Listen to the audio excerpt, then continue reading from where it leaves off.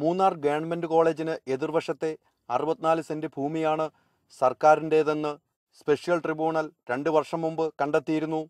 Survey number 61/13 സിയിൽ 31.5 saint സ്ഥലവും 62/13 സിയിൽ 33 സെന്റുമാണ് പിടിച്ചെടുക്കുവാൻ ഉത്തരവിറക്കിയത്. വ്യാജ പട്ടയത്തിന്റെ മറവിലാണ് കയ്യേറ്റക്കാർ ഭൂമി കൈക്കലാക്കിയത്. ഇതിനെതിരെയാണ് വിധി പുറപ്പെടുവിപ്പിച്ചത്. ജില്ലയിലെ ഉന്നത കോൺഗ്രസ് നേതാവിന്റെ ബന്ധുവിന്റെ പേരിലാണ് വ്യാജ പട്ടയമുണ്ടാക്കിയത്.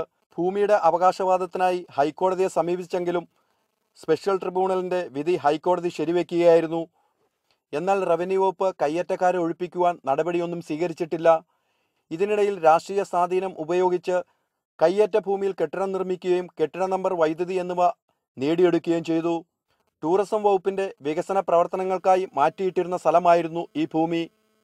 മൂന്നാറിലെ സ്പെഷ്യൽ ട്രിബ്യൂണലാണ് എനിക്ക് പിന്നിൽ കാണുന്ന 64 സെന്റ് സ്ഥലം കയ്യേറ്റമെന്ന് കണ്ടെത്തിയത്. ഇതേക്കുറിച്ച് റവന്യൂ വകുപ്പിന് റിപ്പോർട്ടും കൈമാറിയിരുന്നു. എന്നാൽ ഇന്ന് വരെ ഈ ഭൂമി തിരിച്ചു പിടിക്കുവാൻ റവന്യൂ വകുപ്പ് തയ്യാറായിട്ടില്ല. അതിൻ്റെ നേർക്കാഴ്ചയാണ് ഇവർ ഇപ്പോൾ വീട് വെച്ച് താമസിക്കുന്നത്. ഇതിൻ്റെ പിന്നിൽ കോൺഗ്രസ് നേതാവിൻ്റെ പിന്തുണയുണ്ടെന്നാണ് സൂചന. മൂന്നാറിൽ നിന്നും ജിൻസനും ബിനീഷിനുമൊപ്പം VS ഹൈദരലി, റിപ്പോർട്ടർ.